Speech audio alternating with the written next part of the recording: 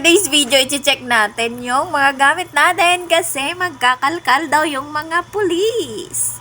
So, sana naman di makalkal yung mga panting madumihin. Kaya, ayan.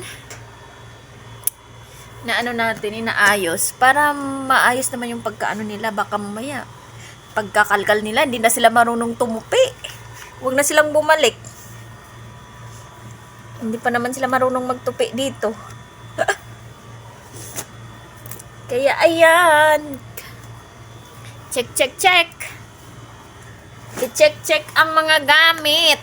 At baka may mga nakatagong ano dyan, ha? Sa mga may ana-ana dyan. May mga kaana-ana dyan. Natago nyo na ba yung mga ano nyo? Mga pangontra nyo dyan? Ang damit ko. O, diba? Sama mo sa kulungan. Siyempre, yung mga panty natin, oh. Babantayan natin. Maganda din.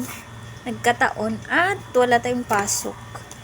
Para, siyempre, mabantayan natin. Baka mamaya, may tanim ano dyan. May tanim ng bomba.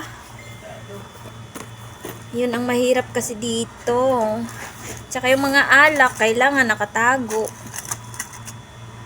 Kasi, baka makakalkal. Siyempre, oh naman! So, dito, paano ka nag-iiyot-iyot dyan? Yata yung kondom ko galing Pinas ba? Hindi kasi pinalalagay ko man yun. Paano ko Sa ba? wallet? Oo, sa wallet. Hindi naman. Laka. Siyempre. Oo, siyempre mga contraceptive yan. Yata! Bawal yan. Sasabihin, ba't may ganyan ka dito? May boyfriend ka dito? Anip-anip ko yun eh. Yun, mga ganon. Siyempre, yung iba dito, may mga boyfriend. Kailangan nila ng mag-contraceptive. Baka madali. So, dito open country. May karapatan lang dito mag-asawa.